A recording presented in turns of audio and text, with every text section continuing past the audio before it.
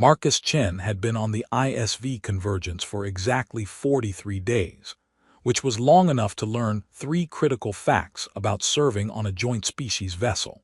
First, human coffee was universally beloved by every alien species they'd encountered, suggesting humanity's true contribution to galactic civilization wasn't technology but caffeinated beverages.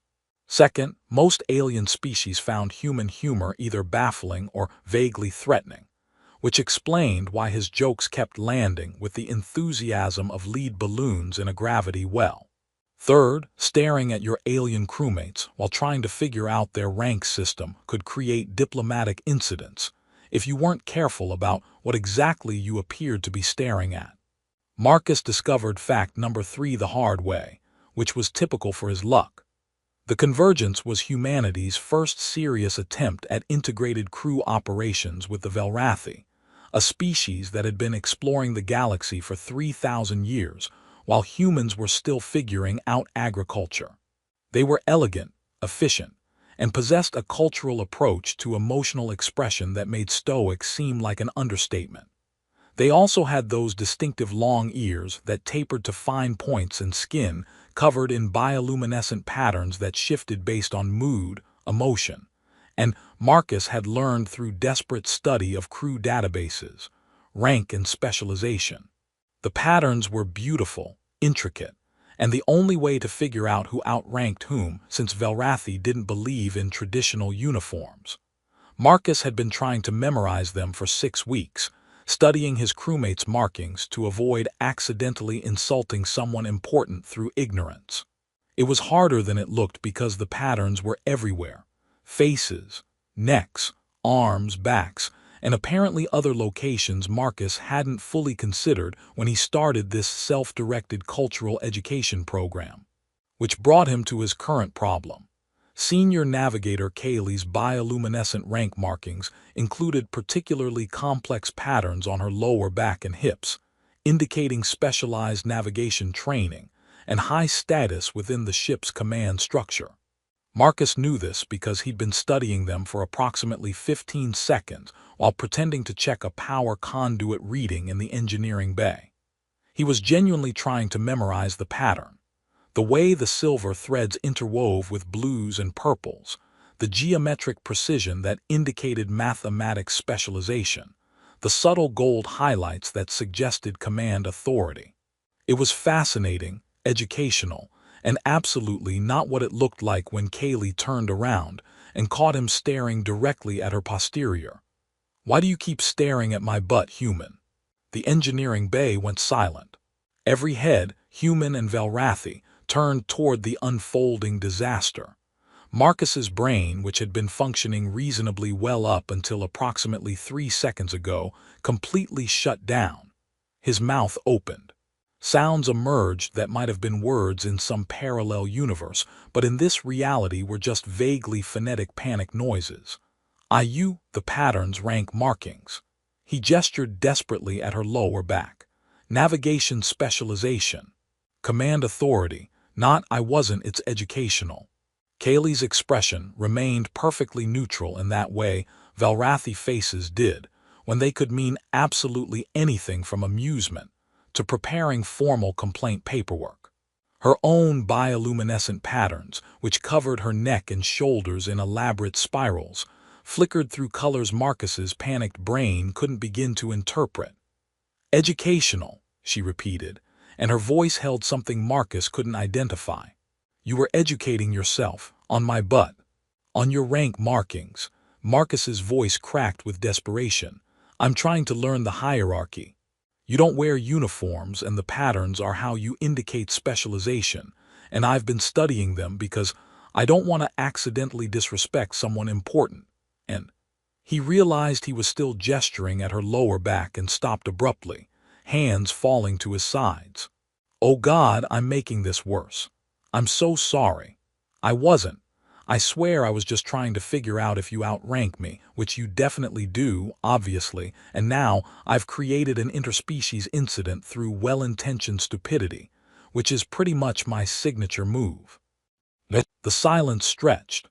Marcus prepared for his career to end in spectacular fashion, possibly with deportation back to Earth and mandatory sensitivity training for the rest of his natural life. Other Valrathi crew members watched with those inscrutable expressions that could indicate anything. His human colleagues looked torn between second-hand embarrassment and poorly suppressed amusement. Then Kaylee's patterns flared bright yellow-orange, and she started laughing. Not the polite acknowledgement sound Valrathi typically made. Marcus had learned that was more social obligation than genuine emotion. This was actual laughter, full body and unrestrained, the kind that made her double over slightly and her long ears twitch with the force of it. The sound was beautiful, melodic in a way human laughter wasn't, and Marcus was too stunned to do anything but stand there while his face burned with embarrassment that probably glowed like a beacon. The laughter went on for approximately 15 seconds that felt like 15 hours. Other Valrathi crew members' patterns shifted through colors Marcus's limited knowledge, identified as surprise and amusement. His human colleagues stopped even pretending not to watch the spectacle. Rank markings, Kaylee managed between laughs, her patterns still blazing that bright yellow-orange that Marcus's database helpfully identified as extreme amusement. You were, another wave of laughter. Oh, ancestors. The human was studying navigation specialization patterns. She straightened, wiping at her eyes in a gesture that was surprisingly human, and her patterns gradually shifted to softer golds that suggested lingering amusement rather than active hilarity. On my butt. I'm so sorry, Marcus said miserably. I didn't mean to. I was genuinely trying to learn the rank system. Your patterns are really complex, and I wanted to understand the hierarchy properly. And I realize how absolutely terrible that sounds now that I'm saying it out loud. Kaylee's patterns flickered through several colors in rapid succession. Marcus caught amused blues, curious silvers, something warm he didn't have a name for. You know what the truly remarkable thing is? She said, and her voice still held traces of laughter. You're not lying. I can read your patterns. Yes, humans have them too, though you probably don't know that. Your thermal variations, micro-expressions, everything broadcasts emotional state if you know how to look. And you were genuinely trying to memorize rank indicators while happening to stare at my posterior. Only a human would manage that combination of earnest and awkward. Is that good or bad? I haven't decided yet. She tilted her head, ears swiveling forward in what Marcus had learned meant focused attention. Tell me, engineering specialist Chen, what did you learn from your thorough study of my rank markings? Marcus considered lying, decided he'd already destroyed any hope of dignity, and went with honesty. You're a senior navigator with mathematics specialization, which is indicated by the geometric precision of your patterns. The gold threading suggests command authority beyond just your direct role, probably liaising between navigation and ship operations. The silver-blue coloring indicates you're unusually young for your position, which means you're either incredibly talented or incredibly connected. Given that you're on a mixed-species vessel, I'm guessing talented, and the pattern complexity on he caught himself. On your lower back indicates advanced training in something beyond standard navigation, possibly related to spatial mathematics or jump calculations. The engineering bay had gone silent again, but for different reasons. Kaylee's patterns had shifted to colors Marcus didn't recognize, her expression unreadable. You learned all that, she said slowly, from staring at my butt for 15 seconds. And from studying the crew database for 6 weeks, Marcus added desperately. I've been trying to understand Valrathi culture and hierarchy, because I don't want to accidentally offend anyone through ignorance, and your patterns are fascinating. And I know I'm just making this worse, but I promise I wasn't being creepy. I was being a gigantic nerd, which is different but probably not better. Kaylee studied him for a long moment, patterns cycling through colors Marcus couldn't interpret. Then she smiled, an actual, genuine smile that transformed her usually composed features. You're right about the mathematics specialization and the command liaison role. Wrong about the youth. I'm actually old for my position, just came late to formal rank. And the advanced training is in theoretical jump mechanics, which almost no one recognizes from pattern analysis alone. Her patterns shifted to warm golds and soft pinks. That is the most thorough and peculiar explanation I've ever received for someone staring at my butt, and I've served with 3 species who don't even recognize Velrathi as sentient. So am I fired, court-martialed, sent back to Earth in disgrace? You're going to teach me how humans manage to be simultaneously earnest and awkward with such consistency, Kaylee said. Because that combination should be impossible, yet here you are, proving it works. She turned to leave, paused, glanced back over her shoulder. And Marcus, if you want to study rank patterns, just ask. It's less likely to create diplomatic incidents and more likely to produce accurate learning, though significantly less entertaining for the rest of us. She walked away, patterns still flickering with amusement, and Marcus stood in the silent engineering bay while every single crew member stared at him with expressions ranging from shock to admiration to barely contained laughter. His human colleague, Engineer Petrov, appeared at his elbow. Did that just happen? I think so, Marcus said weakly. Did she just laugh, like actual Velrathi laughter? I've been on the ship for 2 years, Petrov said. I've never heard a Velrathi laugh like that. I'm not sure most Velrathi have heard a Velrathi laugh like that. What did you do? I honestly don't know. I think I accidentally charmed her by being embarrassingly honest about studying her rank markings. By staring at her butt. While trying to understand the hierarchy, Marcus protested. Sure, Chen, sure. Petrov clapped him on the shoulder. Whatever you did, congratulations. You just made Senior Navigator Kaylee actually laugh. That's either the best possible start to an interspecies friendship or the most spectacular beginning to a diplomatic incident. Possibly both. My money's on both. Marcus looked at the door Kaylee had exited through, remembered her laughter, and the way her patterns had blazed with genuine amusement rather than polite acknowledgement. He thought about her smile, about the offer to teach him properly, about the warm colors her patterns had shifted to at the end.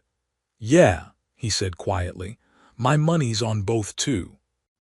He turned back to his power conduit readings and tried to focus on work while his face continued burning with embarrassment, and every crew member in the engineering bay suddenly found reasons to walk past and make comments about rank studies and navigation techniques. 43 days on the Convergence, and Marcus had just learned a 4th critical fact about serving on a joint species vessel. Sometimes the most awkward beginning leads to the most interesting conversations, and sometimes making an alien navigator laugh is worth any amount of embarrassment, even if you have to stare at her butt to do it.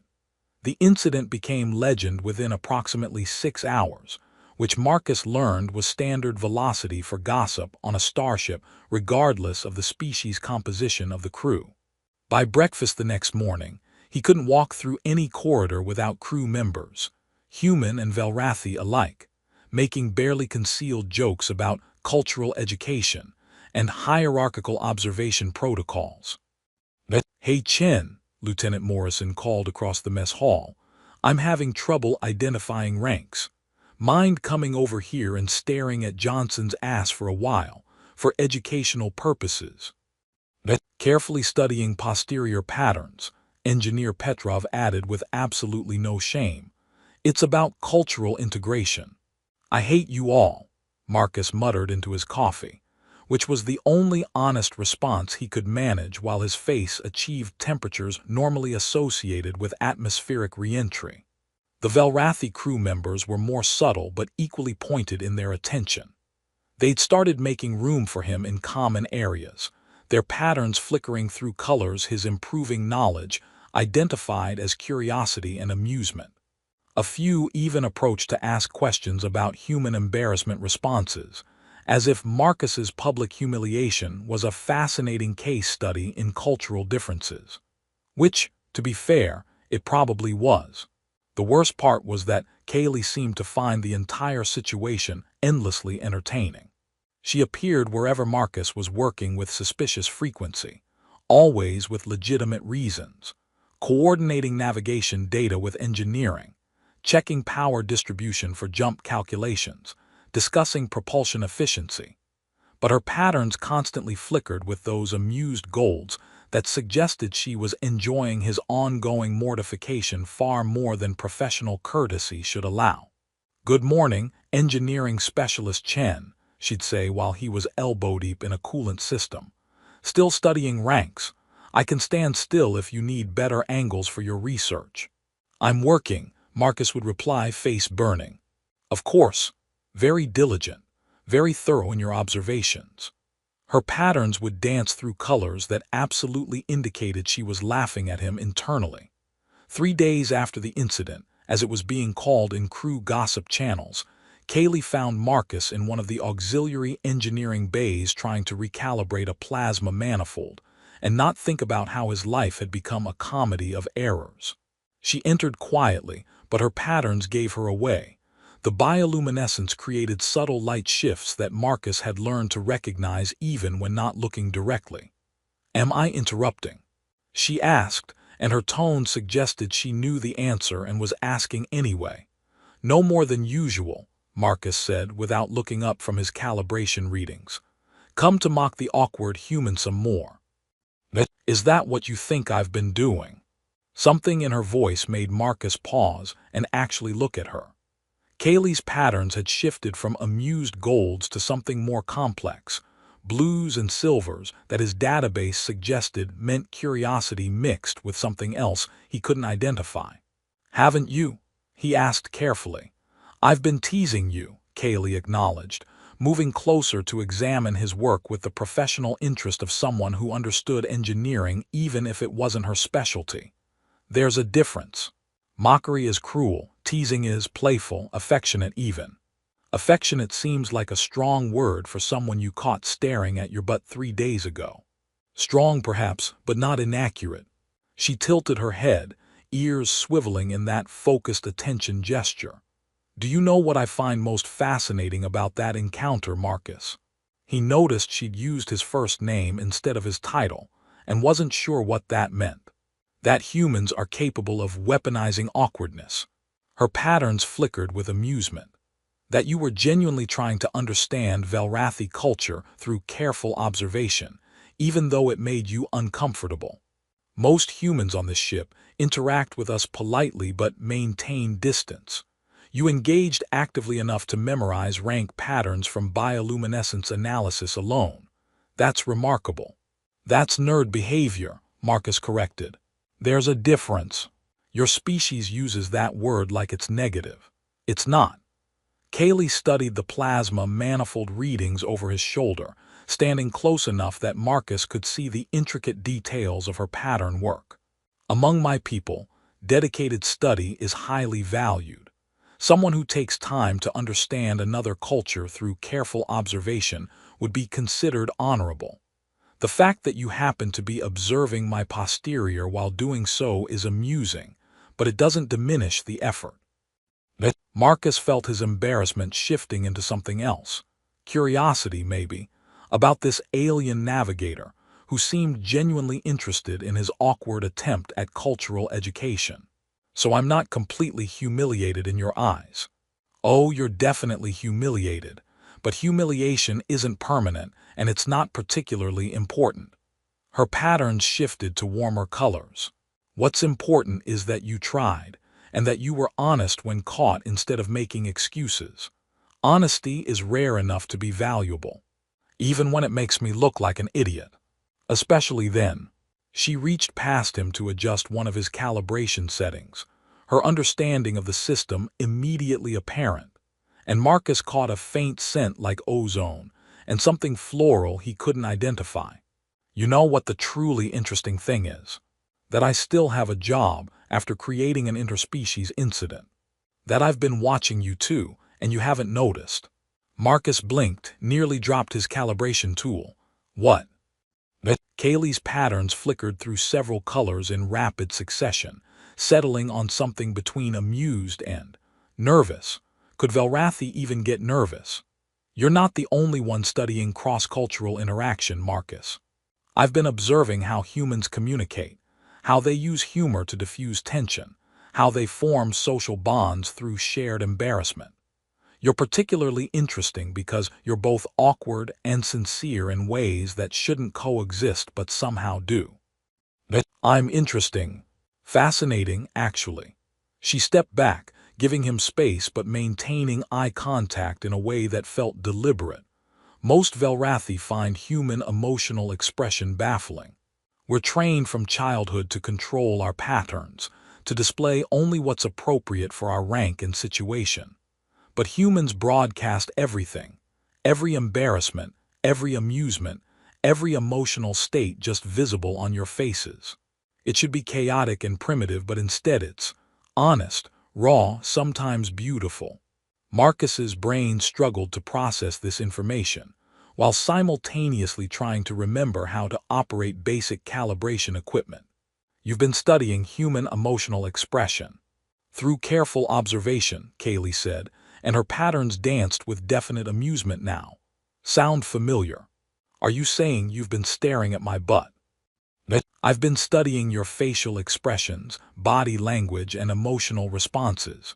Your posterior, while adequately structured for a human, wasn't particularly relevant to my research. She moved toward the exit, paused at the door. Though I suppose if I needed to invent an explanation for paying attention to you, I could claim I was analyzing human anatomical structure for cultural education purposes. That's just mean, Marcus said, but he was smiling despite himself. That's teasing, Kaylee corrected, still learning the difference. She tilted her head, ears forward. I'm off shift in 4 hours. If you're interested in actual cultural exchange, instead of accidental posterior analysis, I'll be in observation deck C. We could discuss Velrathi pattern language and human emotional broadcasting like civilized beings. Or we could continue this game where we both pretend we're not interested in learning more about each other. Your choice. She left before Marcus could formulate a response, her patterns still flickering with those warm, amused colors that he was definitely not qualified to interpret, but wanted desperately to understand. Petrov's voice crackled over his comm 2 minutes later. Did Senior Navigator Kaylee just ask you on a date? How do you even know about that? Were you listening to internal Bay communications? Chen, everyone on this ship is following this situation. You accidentally started the most entertaining interspecies interaction we've had in 2 years. So, was that a date invitation? Marcus thought about Kaylee's patterns, about the warmth in her voice when she called him fascinating, about the way she'd stood close enough for him to catch her scent while pretending to check his calibration settings. I think it might have been, he said slowly. But I'm not sure if Velrathi even have dates, or if she was just offering cultural education, or if I'm reading way too much into a simple conversation.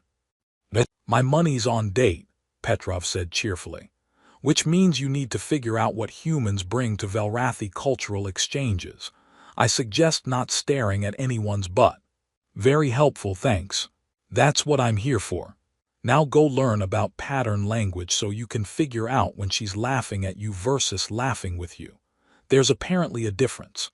Marcus finished his calibration work, showered, changed into his off-duty clothes, and spent 3 hours having a minor crisis about whether showing up to observation deck C would be presumptuous or expected. In the end, he went because curiosity outweighed anxiety, and because Kaylee had called him fascinating, which was possibly the best and most terrifying thing anyone had ever said about him. She was there when he arrived, standing at the main viewport watching the stars stream past in patterns that suggested they were traveling at fractional light speeds. Her patterns were subtle in the dim lighting, soft blues and silvers that Marcus's improving knowledge suggested meant calm contemplation. You came, she said without turning around. You invited me, sort of. I think. Velrathi's social invitation protocols are still unclear to me. I invited you. She glanced over her shoulder and her patterns flickered to warmer tones. And you accepted by showing up despite being uncertain, which is either brave or foolish, possibly both. My specialty, Marcus said, moving to stand beside her at the viewport. Being brave and foolish simultaneously. They stood in comfortable silence for a moment, watching the stars blur past. Then Kaylee asked, "What do you actually want to know about pattern language, beyond rank identification through posterior analysis?" Marcus felt himself blush again but pushed through it. Everything. How it develops, what emotions correspond to which colors, how you control it, why some patterns are voluntary and others aren't. It's like you're broadcasting emotional state constantly, but also selectively revealing specific information. And I don't understand how those two things coexist. That's actually a very insightful question. Kaylee's patterns shifted to colors Marcus was starting to recognize as pleased and interested. Most humans ask surface-level questions about colors. You're asking about the underlying system. Why? Because understanding the system means understanding how you communicate, which means understanding how you think, which means maybe understanding you as a person instead of just as an alien crewmate. Marcus paused. That sounds creepy when I say it out loud, doesn't it? It sounds honest, Kaylee said, which seems to be your default setting even when it makes you uncomfortable. I like that about you. Her patterns flared briefly with warm pinks and golds, and Marcus's heart did something complicated in his chest. "Okay," he said, "teach me. I promise to pay attention to appropriate anatomical areas this time." Kaylee laughed, that same genuine sound from their first meeting, and began explaining the intricacies of Velrathi pattern language while Marcus listened and learned, and tried not to think about how much he was enjoying spending time with an alien navigator who'd caught him staring at her butt, and somehow turned it into the beginning of something that felt remarkably like friendship. Or maybe something more than friendship, though he was definitely not ready to examine that possibility yet. Not while his face was still capable of blushing this much, anyway. Over the next month, Marcus's education in Velrathi pattern language progressed from desperately confused to functionally competent, which felt like significant achievement given how complex the system was. Kaylee proved to be patient but merciless teacher, correcting his interpretations with accuracy that suggested she'd been studying human emotional responses as thoroughly as he'd been studying Velrathi bioluminescence. They fell into routine. Marcus would finish his engineering shift and find Kaylee in whatever quiet corner of the ship she'd claimed for the day, observation decks, empty cargo bays, once even the hydroponics section where the plant light created interesting effects on her patterns. She'd quiz him on color interpretations, demonstrate subtle shifts in meaning, explain the cultural significance of voluntary versus involuntary displays. "This," she said one evening, making her shoulder patterns ripple through deep blues, "is controlled concentration. Notice how the edges are precise, the color distribution even. I'm consciously displaying focus for your benefit." "Got it. Precise edges mean voluntary control." "Good, now watch." Her patterns suddenly flared bright yellow-orange with those fuzzy, diffuse edges that Marcus had learned meant involuntary emotional response. That's genuine amusement. I can't fully control it when something genuinely entertains me, which is why you can always tell when I'm actually laughing at you versus pretending for politeness. "How comforting," Marcus said, but he was smiling. What surprised him most was how much he enjoyed her company beyond the cultural education. Kaylee had a sense of humor that was rare among Velrathi, a species that valued emotional control so highly that spontaneous laughter was considered somewhat scandalous. She delighted in making him flustered but never cruelly, always with that warm undertone that suggested affection rather than mockery. And she was genuinely interested in human culture, asking questions that revealed she'd been studying them as carefully as Marcus studied her people. "Explain sarcasm to me again," she said one day while they were both supposedly working on coordinating navigation and engineering systems, but actually just talking. I understand the concept, saying opposite of what you mean to convey meaning through contradiction, but humans use it constantly in situations where straightforward communication would be more efficient. Why? Because efficiency isn't always the point, Marcus said, running diagnostics he didn't really need to run. Sarcasm is about creating connection through shared understanding. If I say, "Oh great," when something terrible happens, you have to understand context and tone to know I mean the opposite. That requires you to be paying attention to me specifically, not just to my words. It's intimacy disguised as irony. Kaylee's patterns flickered through curious silvers. So, inefficient communication creates stronger bonds than efficient communication. Sometimes, yeah, humans are weird like that. Weird, she repeated, testing the word. I'm beginning to think weird is how humans describe anything that requires emotional engagement instead of pure logic. That's exactly what it is, Marcus confirmed. We use weird for anything that makes us feel something we can't easily categorize, which is most things, honestly. Your species is exhausting, Kaylee said, but her patterns were warm golds that indicated affection. You feel everything intensely, and then pretend you don't by making jokes about it. Says the species that broadcasts emotional state through involuntary bioluminescence, while claiming to value emotional control. That's different. We display, but we don't wallow. You humans seem to enjoy diving into emotions and swimming around in them. It's called processing, Marcus defended. We feel things, we talk about them, we make terrible jokes until the feelings become manageable. It's therapeutic. It's chaos. But she was smiling, her patterns dancing through colors that Marcus now recognized as fond exasperation. The crew noticed their developing friendship with varying degrees of subtlety. Human crew members teased Marcus relentlessly about his navigation studies, progressing to actual navigation. Velrathi crew members did something more interesting.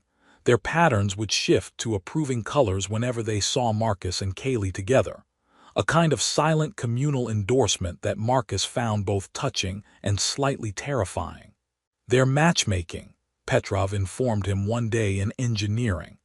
The Velrathi crew, I've been researching it, when they approve of potential partnerships, they display these specific pattern combinations around the people involved.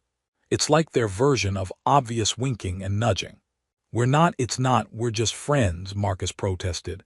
Cross-species friends, learning about each other's cultures.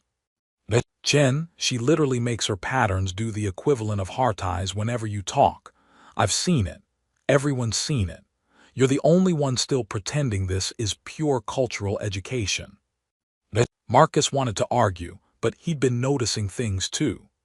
The way Kaylee always seemed to find reasons to touch him, adjusting his collar when it was crooked, placing her hand on his shoulder when making a point.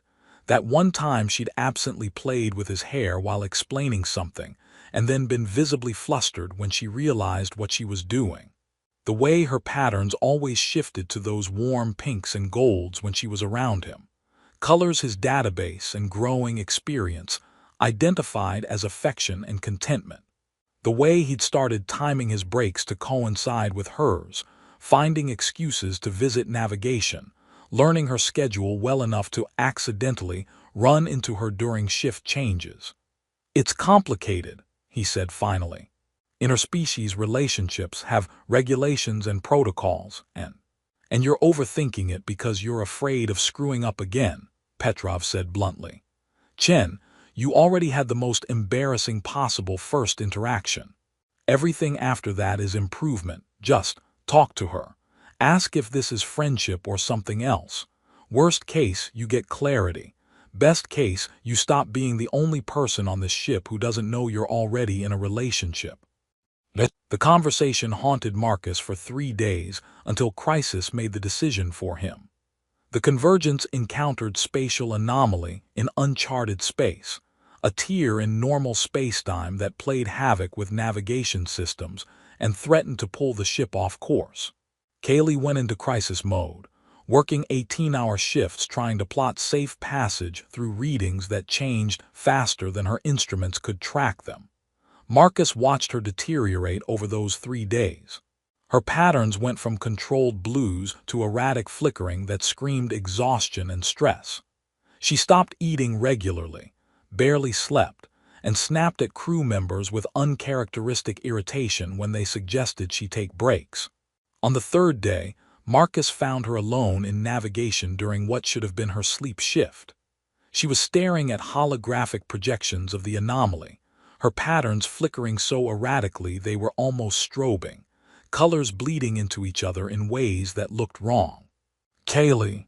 She didn't respond, didn't even seem to hear him. "Kaylee, you need rest. Can't have to solve this. If I don't map a course through the anomaly soon, we'll have to backtrack 3 weeks, which puts us behind schedule for resupply, which means you'll have failed," Marcus said quietly, understanding suddenly. And Velrathi don't fail, especially not high-achieving young navigators trying to prove they deserve their position on a prestigious mixed-species vessel. Her patterns flared with something between anger and fear. "You don't understand. I understand that you're pushing yourself to collapse because you've tied your worth to perfect performance, and I understand that's not sustainable, and I understand that right now you need someone to tell you it's okay to be human. Velrathi, you know what I mean. I can't stop. If I stop, I'll lose the pattern, lose the solution, lose. Then don't stop thinking about it, but sit down, let me bring you food, and let me talk to you while you work. Because I promise listening to my stupid stories won't interfere with your brilliant navigation and might help your brain process information better." Kaylee looked at him with those large eyes, her patterns still flickering erratically, clearly torn between duty and exhaustion. "Why?" "Because you helped me when I was embarrassed and floundering. Because your patterns are screaming stress and I can read them now thanks to you teaching me. Because—" Marcus paused, decided to be honest. "Because I care about you, and watching you hurt yourself trying to be perfect is making me hurt too, and I'm asking you to let me help. Even if it's just sitting here and telling you about the time my brother accidentally joined a pyramid scheme selling revolutionary toothpaste." Something in her expression cracked. Her patterns didn't stabilize, but the erratic flickering slowed slightly. She sat down, and Marcus immediately pulled up a chair beside her navigation console. "Tell me about the toothpaste," she said quietly. So Marcus talked. He told her about his brother's terrible business decisions, about his sister's wedding disaster involving escaped chickens and a caterer with a grudge, about the time he accidentally learned conversational Mandarin because he thought he was signing up for a cooking class. Stupid human stories told in rambling detail while he monitored her patterns, watching the erratic flickering gradually stabilize into calmer rhythms. Kaylee kept working, her hands moving across holographic controls, her eyes tracking data streams, but her patterns slowly shifted from stress white to tired blues. After an hour, she started interjecting questions, making comments, even laughing softly at particularly ridiculous parts of his stories. After 3 hours, her patterns had settled into the soft, regular pulse that indicated deep concentration without stress. She was still working, still solving the impossible navigation problem, but her movements were smoother, her breathing steadier. After 6 hours, Marcus ran out of family stories and started making things up, increasingly absurd tales about fictional relatives and their improbable adventures. Kaylee called him on it around hour 7, but she was smiling, her patterns warm with affection. "You're a terrible liar," she said, still studying navigation data. "Your thermal patterns spike when you fabricate. I'm an excellent liar. You're just too good at reading me now." Perhaps. She made a final adjustment to her calculations and her patterns flared bright with triumph and relief. "I have it. A safe route through the anomaly. It's going to be tight, but it's navigable." "That's amazing. You're amazing." Kaylee turned to look at him fully for the first time in hours, and her patterns shifted to colors his database didn't have names for. Soft pinks mixed with warm golds and something silver that looked like starlight. You stayed with me for 6 hours, just talking, keeping me calm. 7 hours, actually. You kept working for another hour after you fell asleep. Her patterns flickered with surprise. I fell asleep. Around hour 4. But your patterns settled into that deep rest pulse, and you seemed peaceful, so I just kept talking and monitoring to make sure you stayed that way. Figured your subconscious could work on the problem while your conscious mind got rest it desperately needed. Kaylee stared at him with an expression Marcus couldn't quite read, though her patterns were definitely communicating something intense. You stayed here for 3 hours talking to me while I slept, to keep me calm, to help me rest. Well, yes, was that wrong? Interspecies protocol about sleeping around friends, wait, that came out wrong, I meant. Marcus. She reached out and took his hand, her skin warm and her patterns blazing with colors that made his heart stutter. No one has ever done that for me before. Velrathi value independence, self-sufficiency. We don't ask for help, don't show weakness, don't admit we need support. But you gave it anyway without asking, without making it seem like I was failing by accepting. You just cared. Of course I cared. Marcus stopped, struggled with words. You're important to me. More than just a crewmate or even a friend. You're someone I think about constantly, someone whose patterns I can read across crowded rooms, someone who makes me laugh and challenges me to be better, and whose company I crave like humans crave coffee. So yes, I stayed with you while you worked yourself into exhaustion, because the alternative was leaving you alone to suffer, and I couldn't do that. I care about you too much. The silence stretched between them, charged with something Marcus couldn't name but desperately wanted to understand. Kaylee's patterns cycled through colors so quickly he couldn't track them all, but he caught warm pinks, soft golds, that silvery starlight shimmer that seemed to indicate something beyond his current vocabulary. I'm going to try something human now, Kaylee said carefully. And you have to tell me if I'm misunderstanding the protocols. But I believe in human culture, when two people care about each other beyond friendship, when they spend significant time together and think about each other constantly, and can read each other's emotional states. There's a specific term for that relationship. There are several terms, Marcus said, his mouth dry, depending on the level of commitment and dating, Kaylee interrupted. I believe humans call the exploratory phase dating.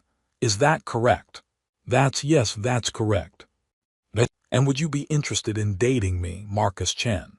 Despite the interspecies complications and the regulations, and the fact that I caught you staring at my butt 3 months ago, and turned it into ship-wide entertainment. Marcus looked at her hand in his, at her patterns blazing with colors that definitely indicated hope and nervousness and affection. He thought about the last 3 months of learning each other's languages, verbal and nonverbal, about laughter shared and silences comfortable, about the way his heart jumped whenever she entered a room, and the way she always seemed to know when he needed distraction or support. I would be extremely interested in dating you, he said. Even though I'm probably going to continue being awkward and accidentally creating interspecies incidents.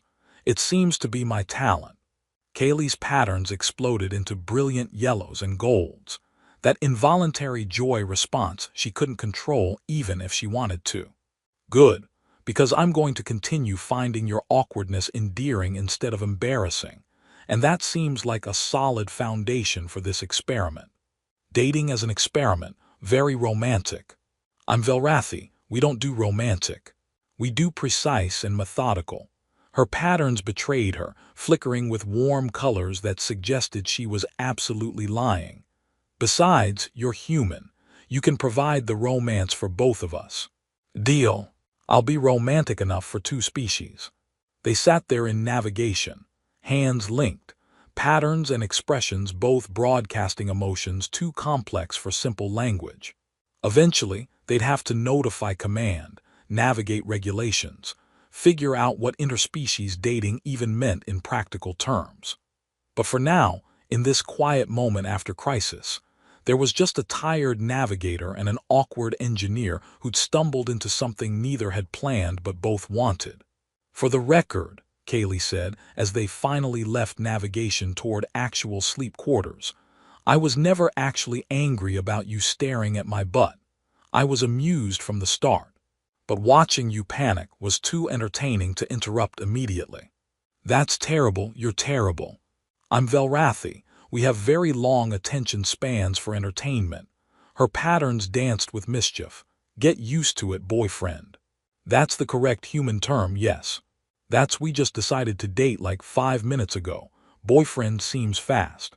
"Too fast?" Her patterns flickered with uncertainty. "No," Marcus said quickly, "not too fast, just accurate and efficient. Very Velrathi of you." "I'm learning from the best," Kaylee said, and her patterns settled into those warm, content colors that Marcus now recognized as his favorite shade in the universe. They walked through the ship's corridors holding hands, ignoring the knowing looks from human crew members and the approving pattern displays from Velrathi ones. Tomorrow they'd deal with regulations and protocols. Tonight they'd sleep soundly knowing that the most embarrassing beginning had led to something neither had expected but both treasured. And somewhere on the crew gossip channels, bets were being settled about the timeline of the navigator and the engineer who'd started with butts and ended with feelings. Best interspecies incident the Convergence had ever hosted, everyone agreed, even if Marcus was still blushing about it. News of Marcus and Kaylee's official relationship status spread through the Convergence faster than a hull breach alert, which Marcus discovered when he arrived at breakfast to find his usual table had been rearranged into what could only be described as a celebration setup. Human crew members had somehow acquired decorations. Where did they even get decorations on a starship? And several Velrathi crew members were displaying pattern combinations that his education now identified as communal joy and approval. "I hate all of you," Marcus announced to the assembled crowd. "You love us," Petrov corrected cheerfully. "We're celebrating your successful navigation of interspecies romance. See what I did there? Navigation, because she's a navigator." "I got it, it wasn't clever." "It was a little clever," Kaylee said, appearing at his elbow with patterns dancing through amused colors. She'd clearly been expecting this reception and was enjoying his discomfort. "They decorated. That's considered romantic in human culture, correct?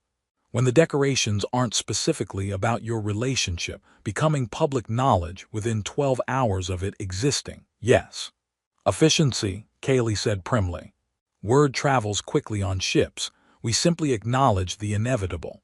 Lieutenant Morrison raised a glass, of what Marcus didn't want to know, given it was 700 hours, to Chen and Kaylee, proving that awkward beginnings lead to beautiful outcomes.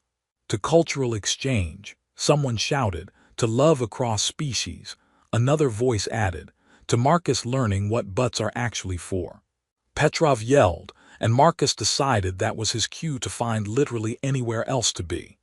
"I'm eating in engineering," he muttered. "You're eating here with me," Kaylee said firmly, guiding him to the table with a hand on his arm that made her claim clear to anyone watching. "Your species values communal celebration. This is communal celebration. We're participating. My species also values dignity, and I have none left." "You have plenty of dignity. You simply choose to be embarrassed about positive attention, which is a fascinating human contradiction I'm still studying." They sat, endured approximately 30 minutes of teasing that ranged from good-natured to borderline inappropriate, and eventually the crew settled into normal breakfast routine.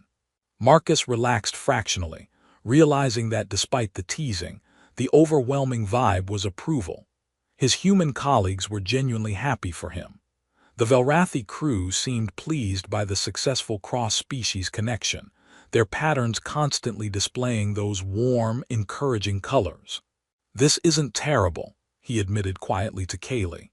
"Humans rarely make anything terrible when they're intent." "I'm going to save us all time," Williams said, pulling up a datapad. "I've been monitoring your developing relationship since the butt incident. Yes, that's what it's called in my reports, Chen. Deal with it. I've consulted with cultural liaison officers from both species. I've reviewed coalition regulations on interspecies relationships, and I've observed your interactions for the past 3 months. Marcus's stomach dropped. Sir, we weren't trying to hide anything. I know, you weren't hiding anything because you're both terrible at subtlety. Williams almost smiled. Chen, you rearrange your entire schedule to coincide with Navigator Kaylee's. Kaylee, your pattern displays around Chen have been obvious to anyone with basic Velrathi education for weeks. The entire crew has been running a betting pool on when you'd officially acknowledge the relationship. A betting pool, Marcus repeated weakly. Petrov won if you're curious. He called it at 3 months, 2 weeks, 3 days, very precise. Williams set down his datapad. Here's my official position. Your relationship doesn't violate any regulations. You're in different departments with no direct chain of command issues. Your work performance has actually improved since you started whatever this is. And frankly, successful interspecies relationships help overall crew cohesion and serve as excellent models for coalition integration efforts. So we're approved. Kaylee asked, her patterns flickering with cautious hope. You're approved. With conditions. Williams leaned forward. First, you maintain professional behavior during duty shifts. Second, you attend the mandatory cultural counseling sessions for interspecies couples. Yes, those exist, and yes, they're required. Third, you serve as resources for other crew members interested in cross-species relationships. Fourth, and most importantly, you figure out how to navigate the inevitable challenges that come from biological and cultural differences, and you communicate honestly when problems arise. We can do that, Marcus said. I know you can, you've been doing it already. William stood, signaling the meeting's end. Dismissed, and Chen, try not to create any more viral incidents. 1 per tour is the limit. They left command feeling lighter despite the counseling requirements and resource responsibilities. Kaylee's patterns had shifted to brilliant golds and pinks that broadcast her relief and happiness to anyone with eyes. That went well, she said once they were in the corridor. Better than expected. I was prepared for forms and protocols and possibly a lecture on appropriate workplace behavior. Your commanding officer is pragmatic. He recognized that preventing our relationship would be more disruptive than allowing it with oversight. Kaylee's ears tilted forward thoughtfully. Though I'm curious about these cultural counseling sessions. What do interspecies couples need counseling about? They found out 2 weeks later in their first session with Dr. Yanara, a Velrathi psychologist specializing in cross-cultural relationships. The session covered everything from communication style differences to biological incompatibilities to long-term planning considerations Marcus hadn't even thought about. Humans express affection through physical touch, Dr. Yanara explained. Velrathi express affection through pattern displays and time sharing. These aren't incompatible, but they require conscious translation. Marcus, when you want to hold Kaylee's hand, you're seeking physical connection. Kaylee, when you display warm patterns around Marcus, you're offering emotional connection. Both are valid. Both require the other person to recognize and reciprocate appropriately. So when Marcus reaches for my hand, Kaylee said slowly, I should recognize that as equivalent to me shifting my patterns to affectionate colors. Exactly. And Marcus, when Kaylee's patterns warm around you, that's her version of reaching out to hold your hand. Acknowledge it, respond to it. Marcus thought about all the times Kaylee's patterns had shifted to those warm pinks and golds, and he'd simply enjoyed them, without realizing they were active bids for connection that deserved response. I've been terrible at this. You've been learning, Dr. Yanara corrected. Both of you. That's what these sessions are for, accelerating the learning process before small misunderstandings become major conflicts. The sessions helped, but the real education came from daily navigation of their relationship. Marcus learned that Velrathi needed more personal space than humans, that Kaylee's need for solitude wasn't rejection, but biological requirement for emotional regulation. Kaylee learned that humans needed verbal affirmation more than Velrathi, that Marcus saying, "I love you," wasn't redundant even when his feelings were obvious, but rather a necessary part of how humans processed and confirmed attachment. They learned together, stumbling frequently but always catching each other. 6 months into their relationship, the Convergence completed its mission and returned to Coalition space for crew rotation. Marcus and Kaylee faced their first major decision, whether to request continued assignment together or accept separate postings. "My next assignment is deep space exploration," Kaylee said, her patterns carefully neutral. 18-month mission surveying uncharted systems. "I requested it before we started dating." That's incredible. That's what you've always wanted." "Yes, but it means 18 months without you." Marcus felt his heart contract. 18 months was longer than they'd been together. "Do you still want it?" "I don't know." Her patterns flickered with unusual uncertainty. "Before you, deep space exploration was my primary goal. Now you're also primary, and I don't know how to weight competing priorities. How do humans make these decisions?" "Badly, usually. We agonize and overthink and ultimately go with our gut feeling, which is terrible decision-making process but somehow works anyway." Marcus took her hand, that gesture they'd both learned meant comfort and connection. "What does your gut tell you?"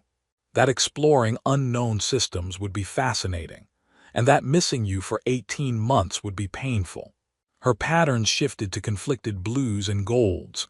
"I want both. I can't have both. This is frustrating." "What if?" Marcus hesitated, testing an idea. "What if you take the exploration assignment and I request temporary reassignment to Earth? I've been meaning to visit family, and 18 months would let me do that properly. We'd both get what we want professionally, and when we meet back up, we'd have experiences to share rather than resentment about sacrificed opportunities." Kaylee's patterns flickered rapidly, processing. "You would be okay with separation. Human bonding patterns suggest you'd find it difficult." "I would find it incredibly difficult," Marcus admitted. "But I'd find it worse if you gave up your dreams for me. And honestly, 18 months of missing you might be good for us. Prove the relationship works even when we're not in constant contact. Come back together stronger." "That's surprisingly mature for someone who stared at my butt and panicked." "I've grown as a person. You've been a bad influence." They chose separation, though neither felt entirely good about it. The goodbye at the docking station was complicated. Marcus trying not to cry in front of assembled crew members. Kaylee's patterns cycling through colors that broadcast her conflicted emotions to everyone watching. 18 months, she said, holding both his hands in a gesture that was pure human affection translated through Velrathi willingness. "Then we meet on Sigma Station and decide next steps together." 18 months, Marcus agreed. "I'm going to miss you constantly." "I'll miss you too. My patterns will be sad colors the entire mission. My crew will find it disturbing." "Good. They should know you're suffering from being away from your awkward human boyfriend." "Partner," Kaylee corrected. "Boyfriend feels too temporary. You're more permanent than that." Marcus's chest got tight in that way emotions made humans physically uncomfortable. "Partner, I like that." They kissed goodbye, a gesture they'd both learned and practiced. Human intimacy translated across species boundaries. Then Kaylee boarded her ship with her patterns displaying colors that Marcus now understood meant love and hope and determination, and grief all mixed together. The 18 months were exactly as difficult as predicted. They communicated through text messages when possible, through recorded videos when their ships were close enough to relay stations, through the constant ache of missing someone who'd become integral to their daily existence. Marcus spent time with family, told them about his alien navigator partner, endured well-meaning questions about how interspecies relationships even worked. His sister gave him relationship advice that was surprisingly applicable despite the species difference. His brother gave him terrible advice that was applicable to nothing.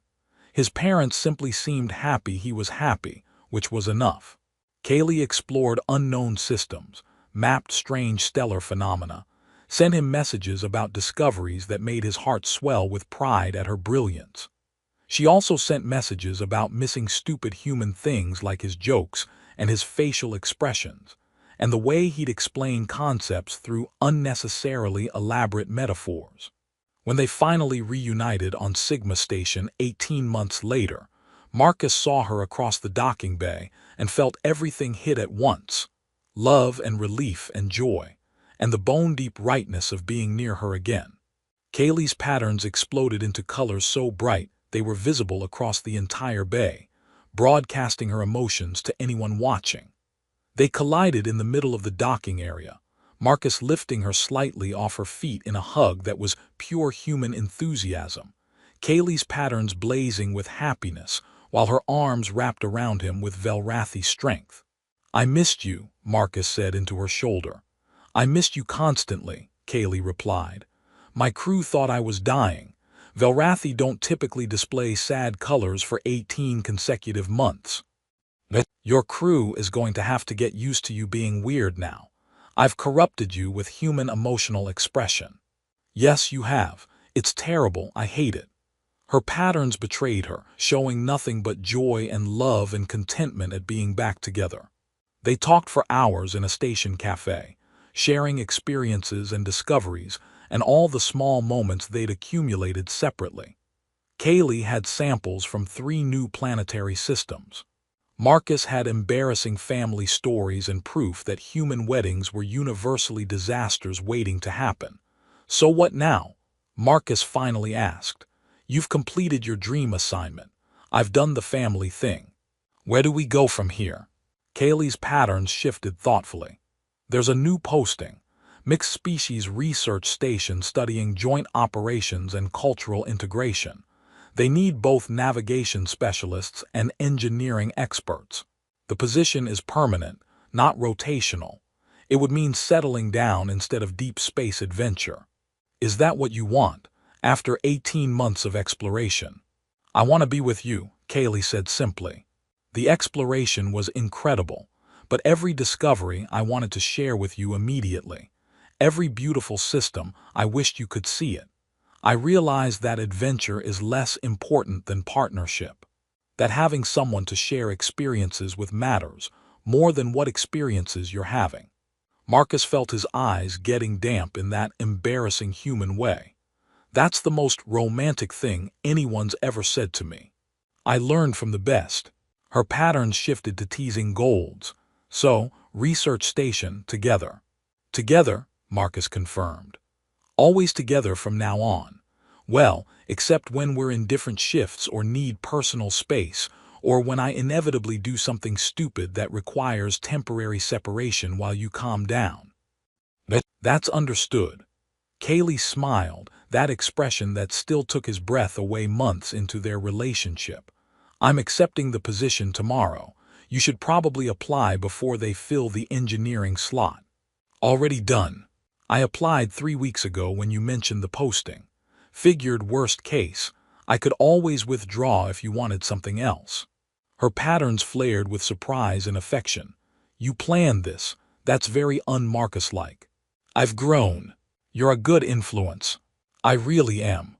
They spent the next 2 days on Sigma Station before heading to their new assignment, making up for 18 months of separation with constant proximity, and the kind of intense reconnection that made their emotions exhausting but wonderful.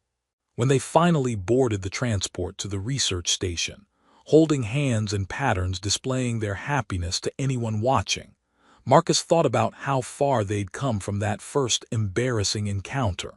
From awkward misunderstanding about rank markings and posterior observation, to partnership built on mutual respect and cultural translation. From stammering excuses to confident declarations of feeling. From 2 people from different species to 2 people who'd built their own shared culture that borrowed from both. "Thank you," he said to Kaylee as the station disappeared behind them. "For what?" For laughing that first time instead of reporting me, for turning my embarrassment into something beautiful, for teaching me your patterns, for being patient while I learned, for existing.